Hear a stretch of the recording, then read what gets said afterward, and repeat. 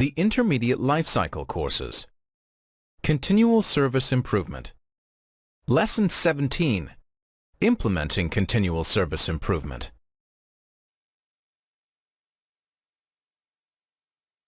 Welcome to Lesson 17. In this lesson, we will look at guidance on implementing continual service improvement within organizations.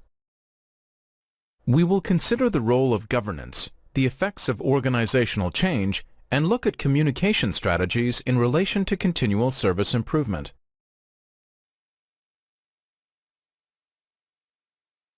The information in this lesson relates to the syllabus section CSI 07. Remember, it's strongly recommended that you carry out further reading in the Continual Service Improvement Core volume as part of your exam preparation. You can use the syllabus document to identify the appropriate areas for self-study.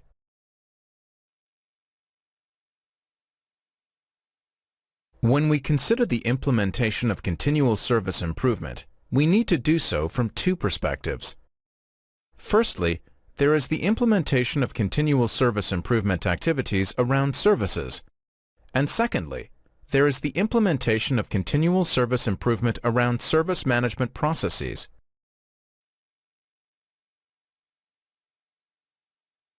If an organization does not have very mature service management processes, then it is usually difficult to execute the 7-step improvement process for services. This is because these immature processes usually have poor data quality, if any data exists at all. Multiple tools and confused reporting structures can also mean there is no central picture of service quality overall.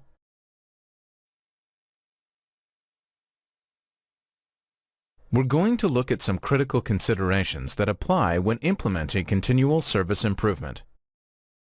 In an ideal world, you would have identified and filled the critical roles of Continual Service Improvement Manager, Service Owner, Reporting Analyst, and Service Level Manager.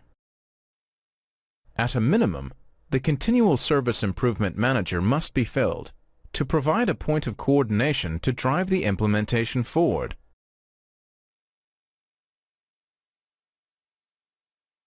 Monitoring and reporting on technology, process, and service metrics should also be in place. But in reality, this may not exist and may not have the correct level of maturity to support continual service improvement.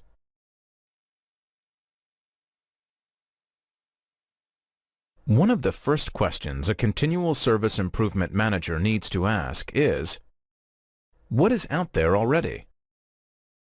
Another initial task may be the setting up of internal service review meetings in order to review the results achieved each month from an IT perspective. These internal review meetings should take place before any external review meetings with the business or customers.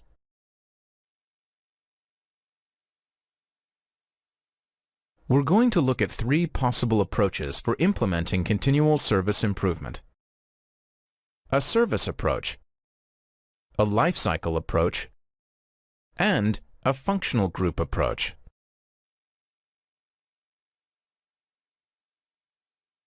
Let's start with the service approach. This starts with the identification of a certain service that is not consistently achieving the desired results or is experiencing issues. Continual service improvement will need to work with the service owner to validate the desired results for the service and the actual results being achieved. They will also need to check whether the goals that have been set for the service are realistic and achievable.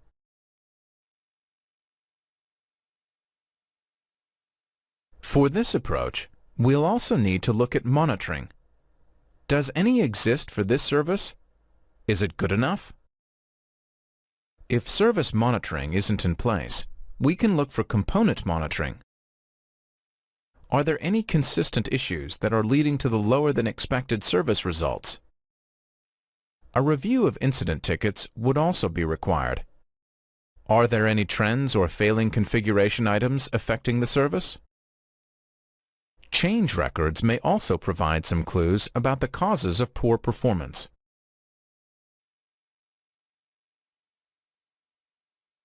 Time for an exercise. This exercise will test your knowledge of continual service improvement initiatives. Plan to spend 30 minutes on this exercise, and don't forget to check your study guide for a suggested solution. First, a scenario.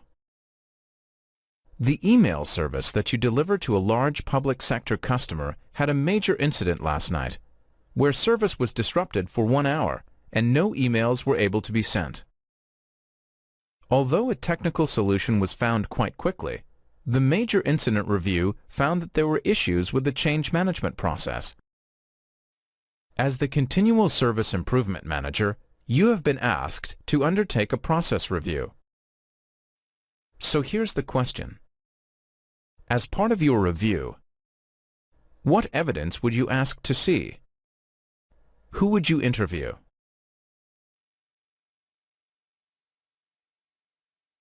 Let's think about the life cycle approach for continual service improvement now. This could start by looking at interfaces and deliverables transferred between life cycle areas.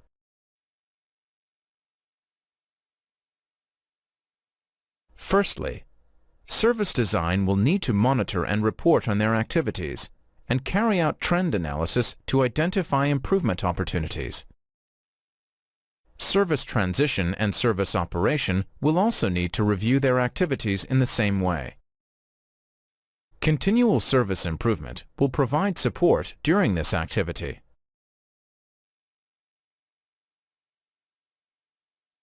The performance of service strategy cannot be fully judged until a service is live, so service strategy improvements may not be identified for some time. Service transition may identify improvement opportunities for service design. Remember, a service does not have to be live for improvement to be carried out.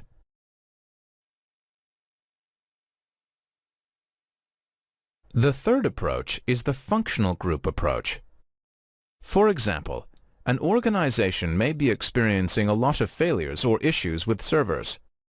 There may be a good cause to focus continual service improvement on the functional group responsible for the servers. As server failures have a direct impact on service availability, this is a valid continual service improvement opportunity.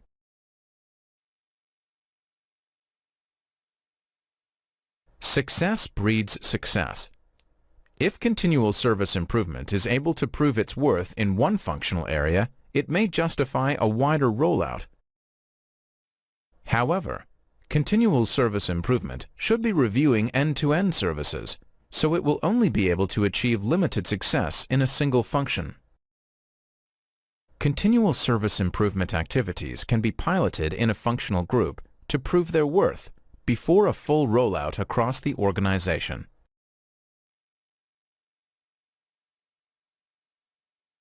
In summary, there is no correct way to implement continual service improvement. It will depend on the type of organization and type of service delivered, as well as the type of issue and resources available at the time. However, you have to start somewhere. It is guaranteed that as you progress, you will identify more improvement opportunities than you set out to discover.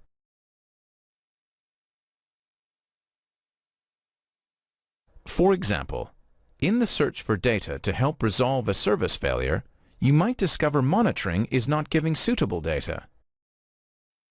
Here, there is an opportunity to recommend an improvement to the monitoring in place in the organization. Very soon, your issues may not be where to start, but what to tackle next. This is where having a clear scope and goal for continual service improvement will really help.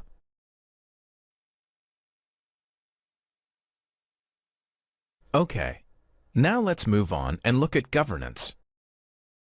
The ITIL glossary of terms describes governance as ensuring that policies and strategies are actually implemented and that required processes are actually followed.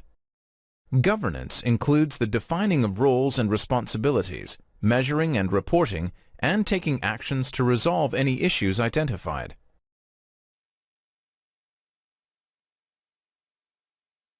In some respects, this definition of governance could equally describe continual service improvement, as it will also ensure policies are implemented, define roles and responsibilities, instigate and use measuring and reporting, and take action to resolve issues.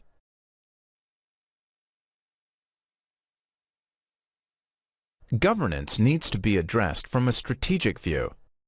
It becomes more important as organizations expand their IT service management strategies from an operational level to tactical and strategic levels to address business process automation.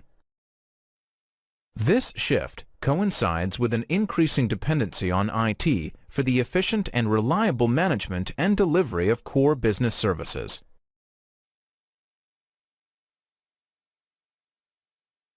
To support the changing requirements placed on IT, formalized service management processes and specialized service and work management tools are being introduced to manage today's complex and distributed IT environments. These changes come with challenges. Introducing service management processes into internal IT departments requires a transformation of the IT culture.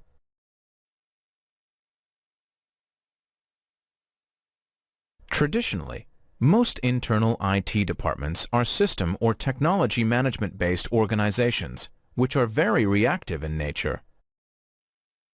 In summary, if something broke, they fixed it.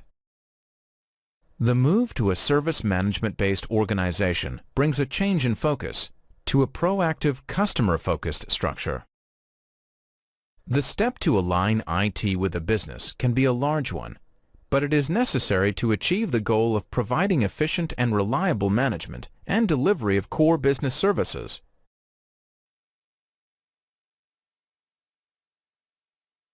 Implementing an IT service management process governance organization will support the development of and transformation to a process and service-based organization.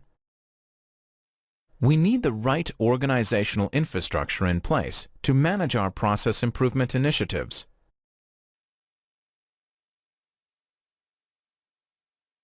A comprehensive and integrated approach to the design, implementation, and ongoing compliance of accepted IT service management standards is needed. This type of governance includes organizational structures, roles, and responsibilities, and IT processes, policies, and controls.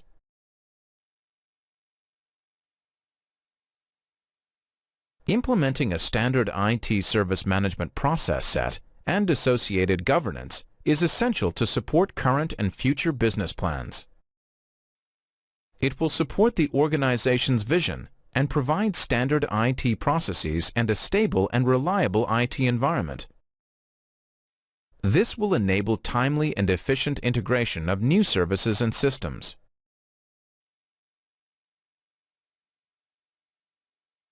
IT service management will also provide process policies, standards, and controls to comply with internal audit and external regulatory and legislative requirements.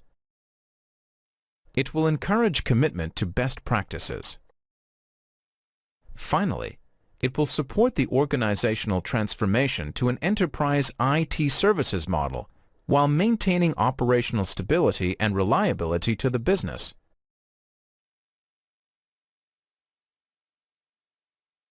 As we have discussed, implementing continual service improvement will have an impact on many parts of the IT organization. For continual service improvement to be successful, it needs to become a way of life, changing people, processes, and technology.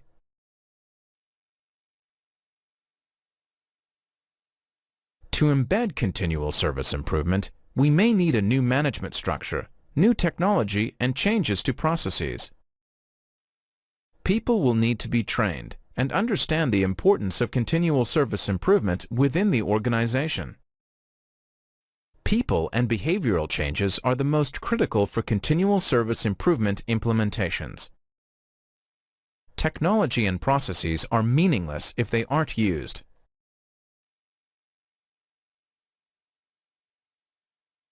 Okay, Let's move on now and look at continual service improvement and organizational change. Many project management structures and frameworks fail to address the softer aspects of change, which include the areas you can see here. Resistance to change, gaining commitment, empowering, motivating, and involving and communicating.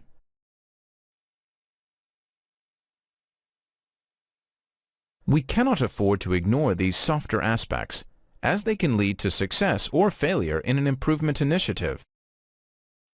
The success of a continual service improvement program is dependent on the buy-in of stakeholders.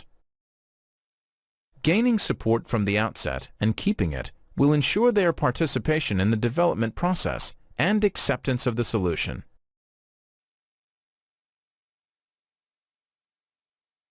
Have you ever been guilty of not supporting a change?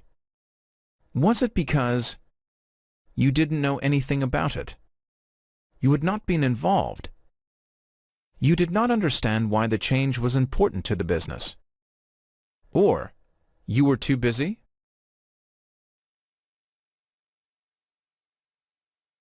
The diagram on screen shows 8 areas of a transformation effort. Failure can happen at any stage. For example, whilst creating a vision, you may fail to come up with something concise and understandable. Or, when communicating the vision, you may find senior managers are off message. If you are responsible for managing and steering a continual service improvement, you will need to consciously address these softer issues. You'll find a more detailed version of this diagram in the study guide for this lesson.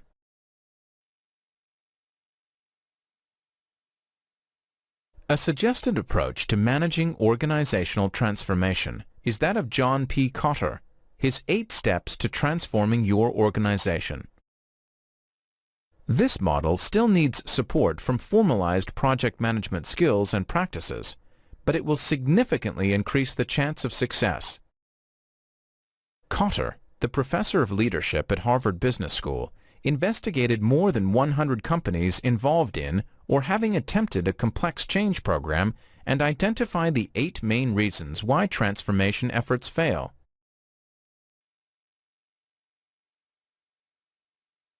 Let's break these 8 areas down and look at them in more detail.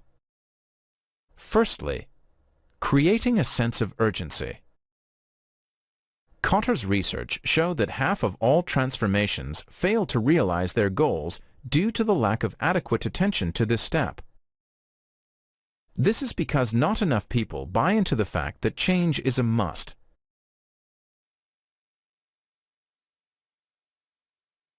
By creating a sense of urgency, you are answering the question, what if we do nothing? Different levels within the organization will have different answers to this question, and all will need to be addressed. Doing so will gain commitment and provide input to a business justification for investing in continual service improvement.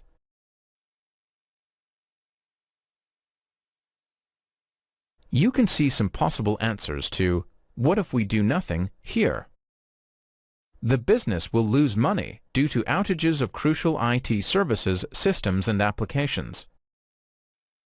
Or, the business finds IT costs unacceptable and may insist on staffing reductions as an easy option for reducing costs.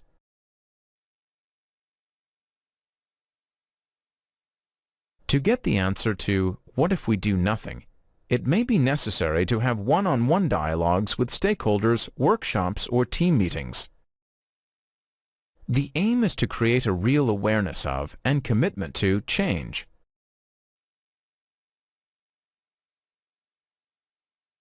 The next area to be addressed is that of forming a guiding coalition. This involves formalizing our key stakeholders.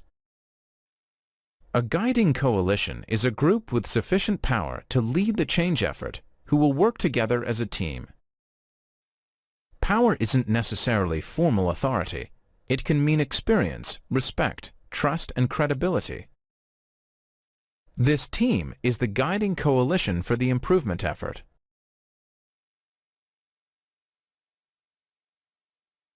The team leading the improvement must have a shared understanding of what it wants to achieve and the urgency. Remember, a guiding coalition does not have to be comprised solely of senior managers. It can be influential staff from all levels of the organization.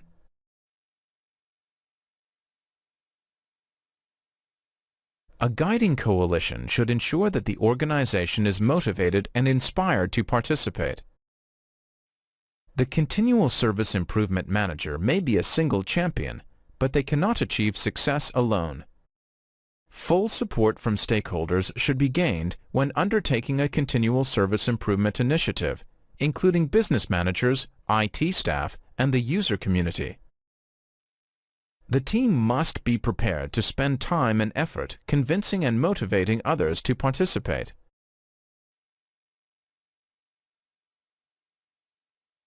The guiding coalition may be small in the beginning and should include an influential business or IT sponsor.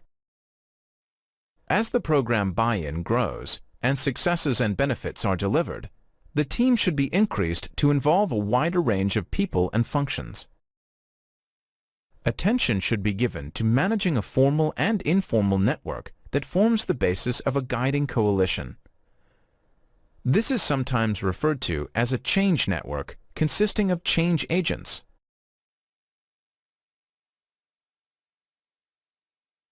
We need to choose our guiding coalition members carefully. We should ask, do we have the right people on board? And, if not, who should we have on board?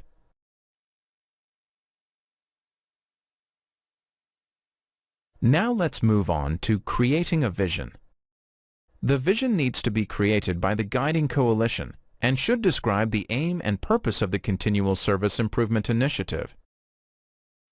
A good vision statement can serve 4 important purposes. Clarify the direction of the program. Motivate people to take action in the right direction. Coordinate the actions of many different people. And outline the aims of senior management.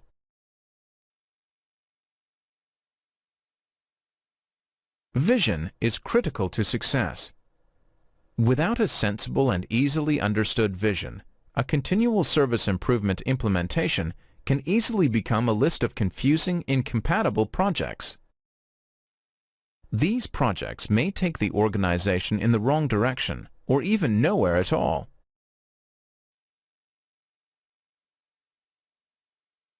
The vision needs to be easy to understand and easy to explain. General guidance is that if you can't explain the vision in 5 minutes, the vision needs to be clearer.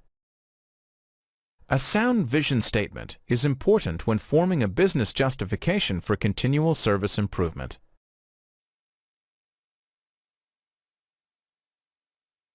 A vision is only effective if it is communicated effectively. The next step in Kotter's model. Every stakeholder needs to understand the vision, so all communication should be consistent and include the sense of urgency and the vision.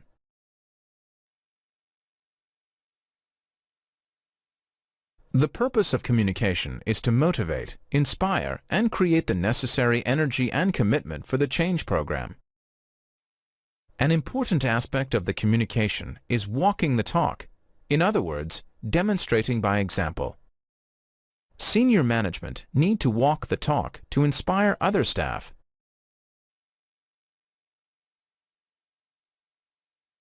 There are many communication channels, and it is important to make use of all of them to get the messages across. Traditional examples include newsletters, intranet site, posters, team meetings, workshops, and seminars.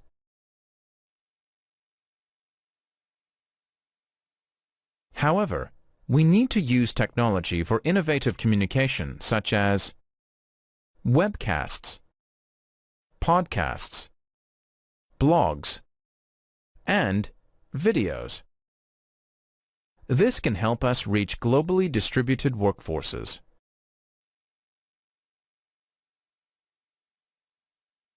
Whatever the method, the communication needs to be aimed at the specific needs and wants of each target group. For example, computer operators may not be interested in the benefits of lower management costs and increased business availability.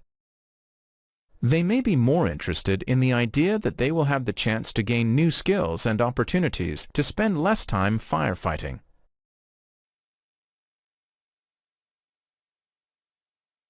Another reason for project failure is people feeling they are not empowered to make the necessary changes.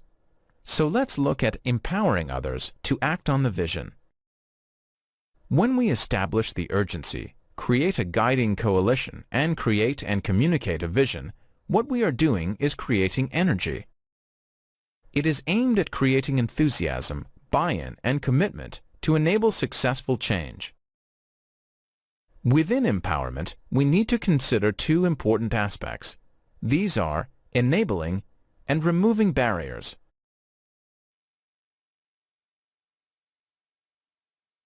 Empowerment is a combination of enabling people and removing barriers. It means giving people the tools, training, and direction they need, combined with clear and unambiguous fixed goals. It is also about removing the barriers that get in the way of this happening.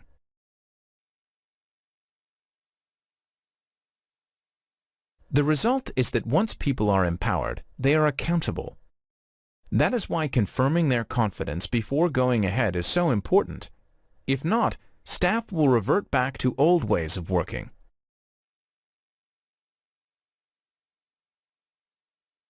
Some continual service improvement initiatives take a long time to deliver visible results.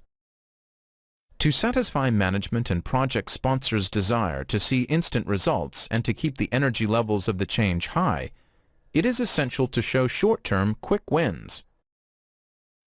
This is the next area that Kotter outlines as an area for potential failure: planning for and creating short-term wins.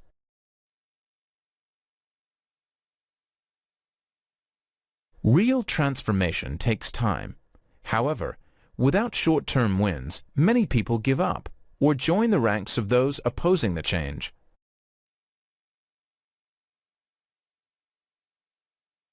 Short-term wins can be used to help convince change skeptics of the benefits, retain support of influential stakeholders, expand the guiding coalition and get more people committed to the program, and build confidence to tackle even more complex implementation issues and process integration.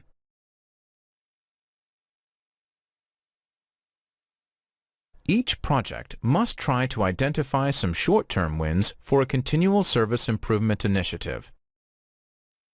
Short-term wins must be visible and need to be communicated to all stakeholders.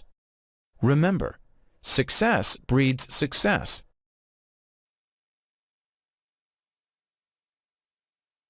When planning to communicate short-term wins, we need to make sure we consider who benefits from this short-term win, and to what degree does it support the overall aims and goals. We can then explicitly address this in our communication.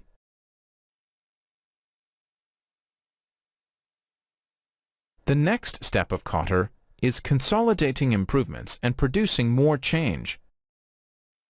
We have seen how the success of short-term wins keeps the momentum going and creates more change. However, we need to think about medium and long-term wins too. Changes need to be embedded into our new culture, or we risk regressing.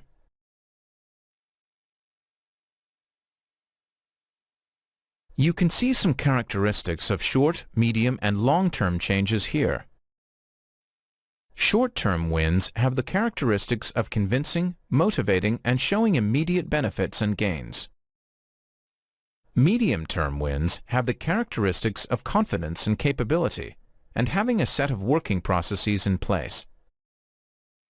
And long-term wins have the characteristics of self-learning and expertise, and fully integrated processes that have self-learning and improvement built into them. To reach this stage requires a baseline of confident, capable delivery and real understanding. Aiming for long-term wins straight away is trying to run before we can walk.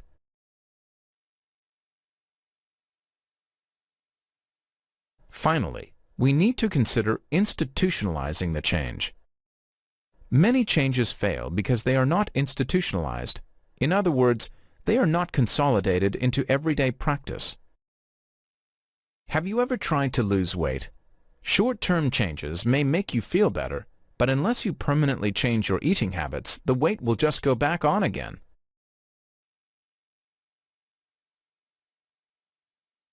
To institutionalize a change means showing how new working practices have produced real gain and benefits, and being confident that improvements are embedded in all organizational practices.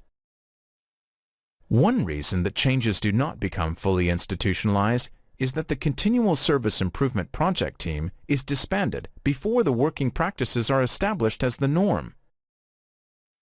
Because of this early exit, people may revert to old working practices.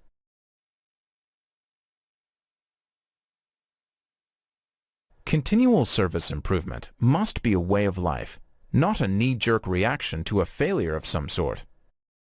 So how do we go about institutionalizing change? You can see some options on screen here. Look to hire people with ITIL experience or proven customer or service-focused experience. Make sure induction of new employees, both business and IT, includes service management familiarization. This is the way we do things. And use employee training plans and offerings that include ITIL or service management-focused training.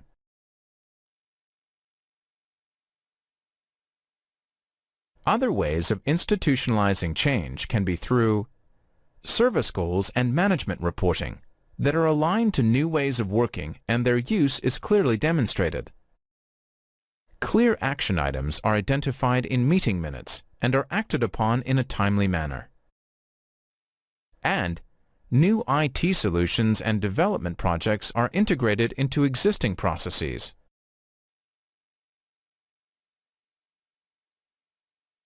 There are a number of ways to tell if a change has been institutionalized successfully, including people defend the procedures and declare, "This is the way we work," rather than, "This is the way I've been told to do it."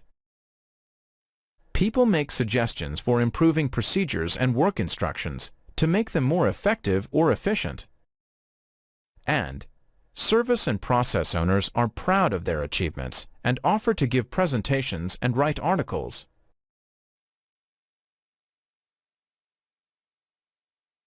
We're going to move on now and look at organization culture. This is defined as the ideas, corporate values, beliefs, practices, and expectations about behavior and daily customs shared by employees in an organization.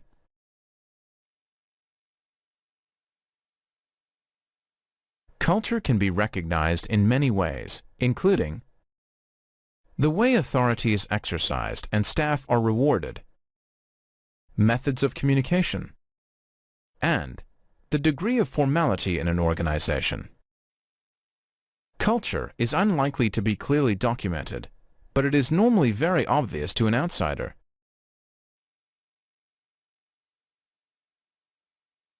Implementing improvement will have an impact on many parts of the IT organization. Processes, people, technology, and management will undergo change. To be effective and efficient, this needs to become a way of life within the organization. It must become part of the organizational culture. Any change to the way people work, their behaviors, and their beliefs or the culture of the organization will be difficult and needs careful planning and handling.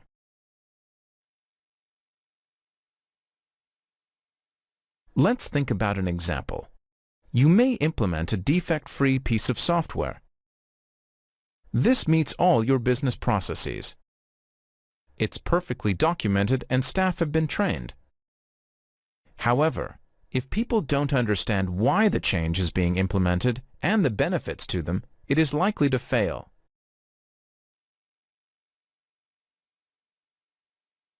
History is scattered with IT projects that have failed because they have not adequately addressed the people elements. If you only focus on changing a process or technology, improvement will not be effective. We have said this many times already, but it cannot be stressed enough. The people element underpins success.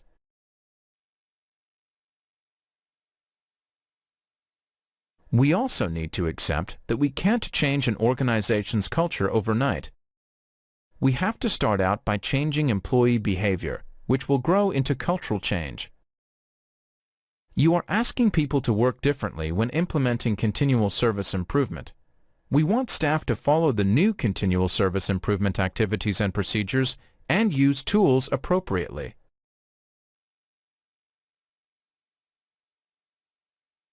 Senior management play an important part in changing behavior and have to be a proper role model. They cannot fail to follow a process and then expect others to follow it. They must lead by example. Senior management also have to ensure that people are rewarded for following the new process.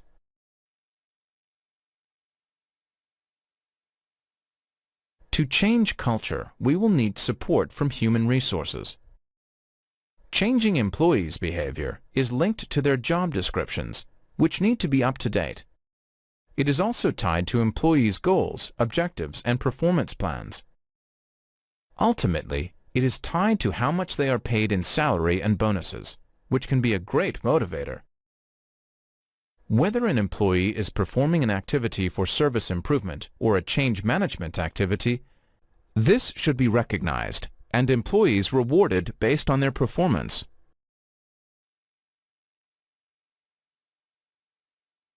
When changing employee behavior, we need to make sure that what gets rewarded gets done. It is important to set up performance plans, performance appraisal systems, and compensation plans to tie into continual service improvement activities. If you reward service desk staff for answering calls within 3 rings, this is what your staff will do. If you want the quality of the calls to improve, you will need to reward your staff differently. It is hard to change an employee's behavior when they get rewarded for their current behavior.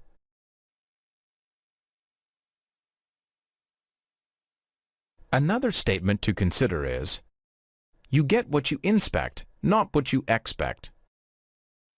Organizations always expect employees to do certain things, but how do we know that they are? Monitoring and checking makes sure tasks and activities are being done, and without this, there is little reason for an employee to change.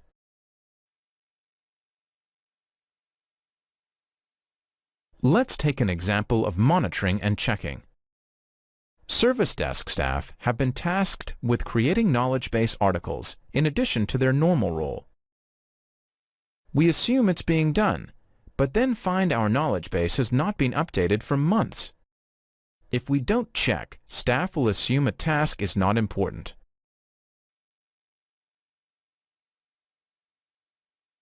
We're starting our final section of this lesson now.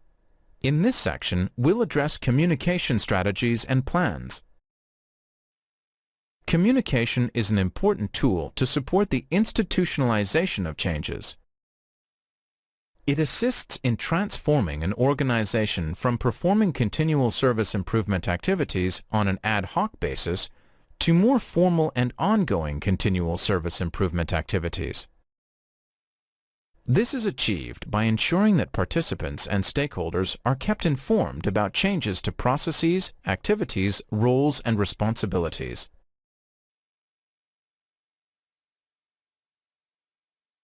We need to plan our communication. The goal of the communication plan is to build and maintain awareness. It promotes understanding and enthusiasm and encourages support among influential stakeholders.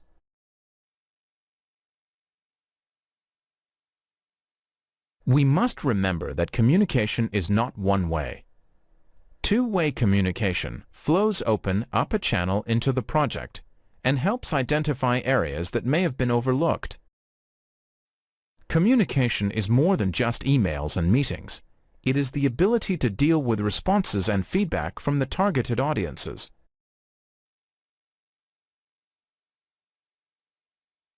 Within any communication plan, we need to make sure we carry out the activities shown here. Design and deliver communications to the different roles, stakeholders such as other service management process roles, and identified target audiences. Identify forums for customer and user feedback. And receive and deliver responses and feedback to the project manager and/or process team members. Ownership must be assigned to these activities.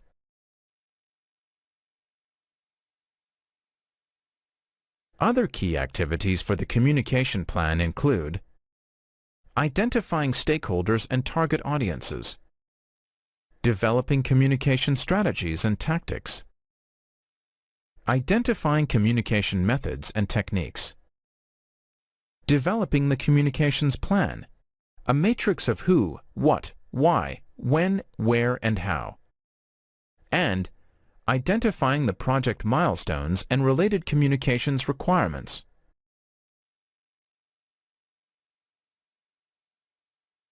A well-thought-out communication strategy and plan will assist in changing behavior and culture. It will focus on creating awareness about why a change is happening and will need to address education through formal training programs. The project-specific communication strategy and plan should take into consideration how corporate communication works. Who is allowed to communicate in the organization? Do we need to plan ahead, for example, to request some time for the CIO to issue a message?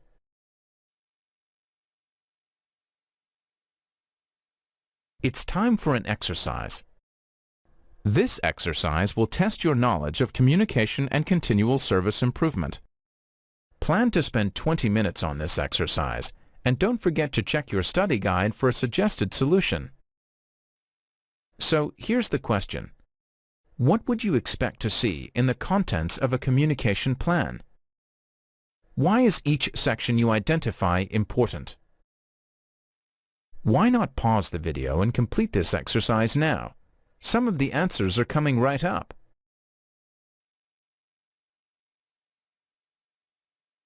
We're going to look at how we define a communication plan by looking at the areas you can see here. Who is the messenger? What is the message? Who is the target audience? Timing and frequency. Method of communication. And feedback mechanisms.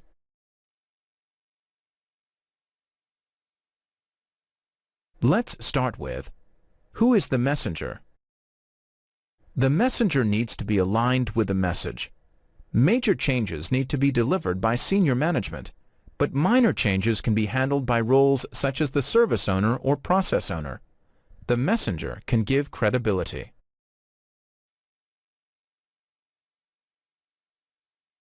Next, we need to be clear what the message actually is.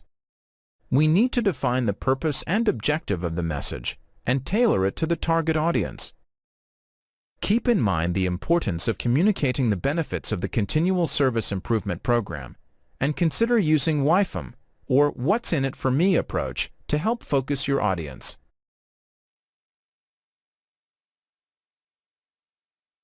Other considerations when defining a communications plan are: who is the target audience? It could be senior management, mid-level managers, or the staff who will be tasked with performing continual service improvement activities. A message can really only have one audience. The target audience will often dictate who will deliver the message based on what the message is. Timing and frequency of communication. Execute your communication in a timely manner. For communication to be effective, it will take more than one attempt. Manage expectations. If you say a further update is going to be delivered on a certain date, ensure it is delivered.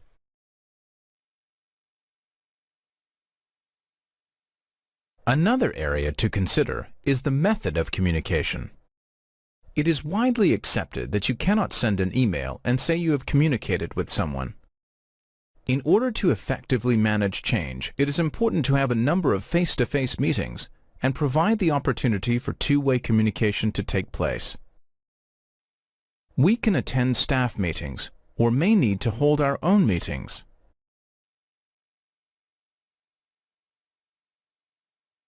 Finally, we need to provide a mechanism for tracking and managing feedback. This allows employees to ask questions and provide feedback on the change initiative. Someone should have ownership and accountability for checking and ensuring responses are provided to the questions and comments that are provided. We need to keep a record of all communication to show how the plan has been executed.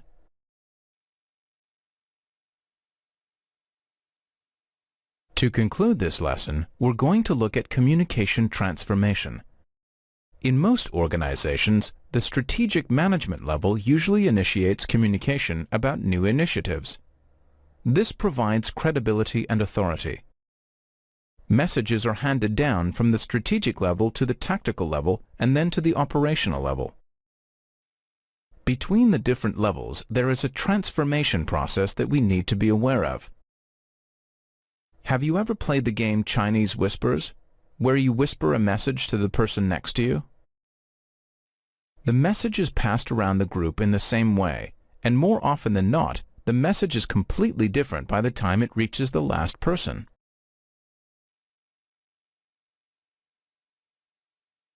It is important that the same message is being sent and received at all levels as the vision is communicated down the organization. The messages we hand down are often a trigger for change in the next level, whether that is a change to people, process, or technology. So, the message needs to be handed down clearly, and feedback needs to be passed back up the management chain.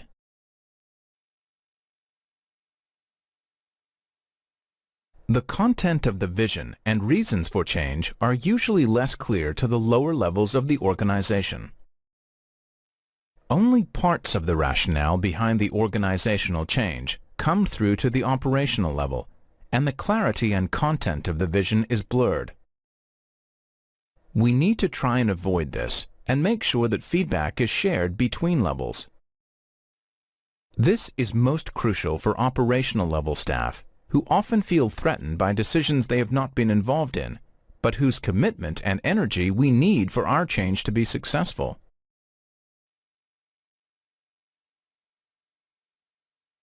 All of the areas we've studied in this lesson are essential for continual service improvement to be successful. A governance structure is important for formalizing continual service improvement in your organization, and key roles need to be filled for trend evaluation, analysis, reporting, and decision-making.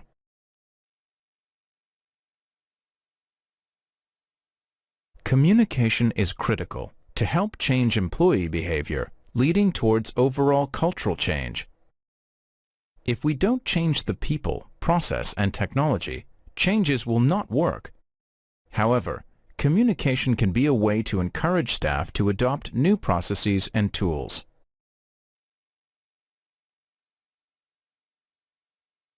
We've completed Lesson 17. In this lesson, we've focused on governance, organizational change, and communication and continual service improvement. Don't forget to download your study guide for this lesson before you move on.